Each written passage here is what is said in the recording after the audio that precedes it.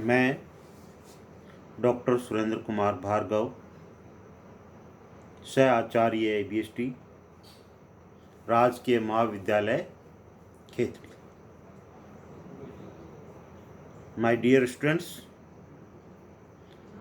अपन अंकेक्षण के प्रथम अध्याय के अंतर्गत आज जो अपना टॉपिक रहेगा वो है अंकेक्षण के प्रकार। और अंकेक्षण के प्रकार के अंतर्गत जो मुख्य हैं वो अग्र प्रकार है: पूर्ण अंकेक्षण,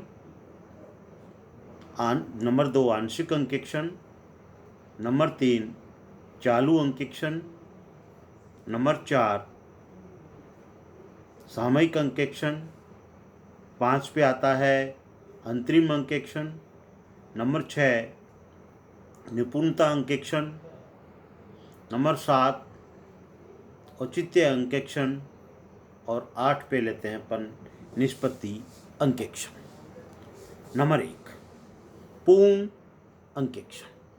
जब किसी व्यवसाय के हिसाब किताब की संपूर्ण जांच की जाती है तो उसे पूर्ण अंकेक्षण कहा जाता है। यदि संस्थान द्वारा अंतिम खाते जिनको अपन फाइनल अकाउंट्स कहते हैं प्रतिवर्ष बनाए जाते हैं तो यह जांच वर्ष में एक बार उसके हिसाब किताब की जाती है। तो यदि अंतिम खाते अर्धवार्षिक बनाए जाते हैं तो यह जांच एक वर्ष में आधे वर्ष की ही होगी, मतलब 6-6 महीने पे हो सकती है और वर्ष में 2 जांच हो जाएगी। दूसरा आता है आंशिक अंकेक्षण। यदि किसी व्यवसाय के हिसाब किताब की संपूर्ण जांच न करके उसके किसी एक भाग की जांच की जाती है, एक हिस्से की जांच की जाती है तो उसे आंशिक अंकेक्षण कहते हैं। यह जांच समय के दृष्टिकोण से या कार्य के दृष्टिकोण से अधिक हो सकती है। जैसे यदि व्यवसाय में प्रतिवर्ष अंतिम खाते तैयार किए जाते हैं और किसी वर्ष के केवल अंतिम 3 माह या 6 माह के हिसाब की जांच की जाती है तो यह समय के दृष्टिकोण से आंशिक जांच होगी। इसी प्रकार यदि पूरे वर्ष के केवल रोकड़ से संबंधित व्यवहारों की जांच की जाती है तो यह कार्य के दृष्टिकोण से आंशिक जांच ही होगी। नंबर 3 पे आते हैं अपन चालू अंकेक्षण। चालू अंकेक्षण उसे कहते हैं जिसमें अंकेक्षक निश्चित या अनिश्चित अंतरालों पर वित्तीय काल के मध्य में आकर उस दिन तक के हिसाब किताब की जांच करता है। इस पद्धति में हिसाब का लेखा और अंकेक्षण थोड़े फासले पर साथ साथ चलते रहते हैं। कहीं कहीं यदि कार्य अधिक होता है तो अंकेक्षक स्थायी तौर पर अपना कुछ स्टाफ व्यवसायी के कार्यालय में छोड़ देता है जो प्रतिदिन अंकेक्षण का कार्य करता है, लेकिन ऐसा बहुत कम होता है। प्राय ऐसा होता है कि अंकेक्षण अपने स्टाफ के साथ वर्ष में कई बार आता है। जिस दिन वह व्यवसायी के कार्यालय में आता है उस दिन तक के हिसाब किताब की जांच करके ही वापस लौट जाता है। कुछ समय पश्चात वहाँ फिर आता है और पहली बार कार्य को जहाँ छोड़ के गया है उससे आगे का कार्य अंकेक्षण कार्य की जांच के लिए किया जाता है। इसके बाद अपन चलते हैं नंबर 4 पे आता है सामयिक अंकेक्षण। सामयिक अंकेक्षण में जब कोई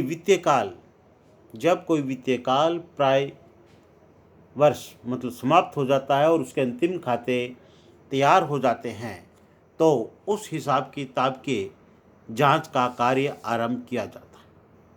जांच कार्य तब तक चलता रहता है जब तक कि समाप्त नहीं कर लिया जाता। इसे सामयिक अंकेक्षण कहते हैं। क्योंकि यह अंकेक्षण वित्तीय काल की समाप्ति पर किया जाता है और एक बार में ही पूर्ण कर दिया जाता है, इसलिए इसे पूर्णकृत कंप्लीटेड अंकेक्षण भी कहते हैं। इसे अंकेक्षण के अंतिम खातों के लिए किया जाता है, तैयार होने पे किया जाता है, इसलिए इसे अंतिम अंकेक्षण भी कहते हैं। इस अंकेक्षण का एक और नया नाम है, क्योंकि ये चिट्ठे के आधार पे किया जाता है, इसलिए बैलेंस शीट भी है, क्योंकि इसे चिट्ठा बनाने के पश्चात प्रारंभ किया जाता है।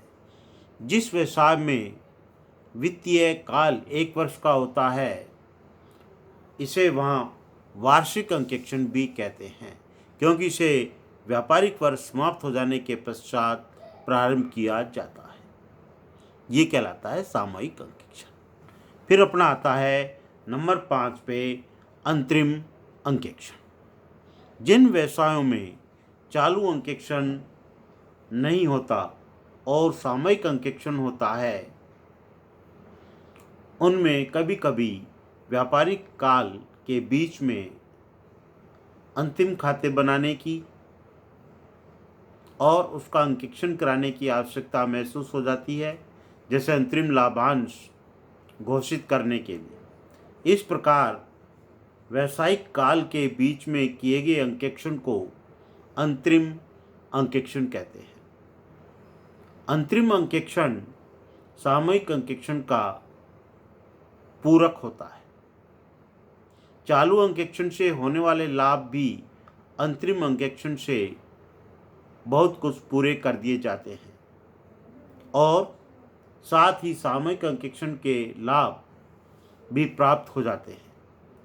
अंतरिम अंकेक्षण द्वारा की गई जांच अधिक गहरी एवं विस्तृत नहीं होती है और इसलिए विश्वस्त भी नहीं होती है। इस अंकेक्षण में सभी दोष पाए जाते हैं जो सामयिक अंकेक्षण में होते हैं। निपुणता अंकेक्षण। आधुनिक युग तीव्र प्रतिस्पर्धा का युग है। प्रत्येक व्यवसाय अपनी निपुणता बढ़ाना चाहता है। इसके लिए व्यवसाय में इंजीनियरिंग, उत्पादन, क्रय एवं विक्रय विभाग की निपुणता बढ़ाने के लिए निरंतर प्रयास किए जाते हैं। इन प्रयासों में कहाँ तक सफलता मिली, पूर्व निर्धारित योजना द्वारा कहाँ तक कार्य किया गया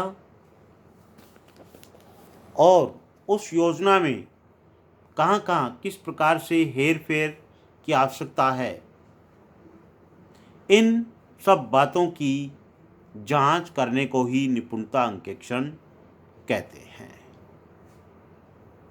निपुणता अंकेक्षण में व्यवसाय के प्रत्येक व्यवहार के औचित्य की जांच की जाती है और यह देखा जाता है कि व्यवहारों की क्रिया में किस प्रकार हेर फेर के करके व्यवसाय की निपुणता के बढ़ाया जा सकता है। फिर चलते हैं अपन औचित्य अंकेक्षण। औचित्य अंकेक्षण में प्रबंधकों द्वारा समय समय पर लिए गए निर्णयों के औचित्य की जांच की जाती है। यह जांच 3 आधारों पे की जाती है। उसमें एक है बुद्धिमानी, नंबर 2 निष्ठा, नंबर 3 मित्रता। ये 3 बातों पे निर्भर करती है, 3 आधार पे निर्भर करती है। इसमें औचित्य अंकेक्षण किया जाता है। और लास्ट है अपना निष्पत्ति अंकेक्षण। वर्तमान समय में कुशलता अंकेक्षण, औचित्य अंकेक्षण तथा निष्पत्ति अंकेक्षण आदि पदों का कोई सर्वमान्य निश्चित अर्थ नहीं निकलता है। एक पद का दूसरे के स्थान पर प्रयोग कर दिया जाता है, इसलिए इन पदों के अर्थ की विकास की जो प्रक्रिया में है और इनका पूर्ण विकास नहीं हो पाया है। पूर्ण विकसित होने पर ही इन पदों का अर्थ स्थिर हो सकेगा, इसलिए इन पे विशेष जोर नहीं दिया जाता है। फिर भी निष्पत्ति अंकेक्षण से तात्पर्य है व्यवसाय या उसके किसी घटक की निष्पत्ति की समीक्षा से लिया जाता है। इस अंकेक्षण के अंतर्गत यह जांच की जाती है कि कार्य का संपादन निर्धारित लक्ष्य के अनुरूप है अथवा नहीं, तथा उसकी लागत निर्धारित मानक के अनुरूप है अथवा नहीं। आधुनिक व्यवसाय इतना जटिल है कि इसमें प्रबंधक को अपने सहायक कर्मचारियों पर निर्भर रहना पड़ता है और उनके को कार्यभार सौंपना पड़ता है तथा इसके संपादन के लिए उसको अधिकार देने पड़ते हैं और उसका उत्तरदायित्व भी निर्धारित करना पड़ता है। अतः यह समीक्षा करना आवश्यक हो जाता है कि इन व्यक्तियों ने किस सीमा तक अपने उत्तरदायित्व का निर्वाह किया है, मतलब पालन किया है। इसी कारण इसे निष्पत्ति अंकेक्षण की आवश्यकता पड़ती है।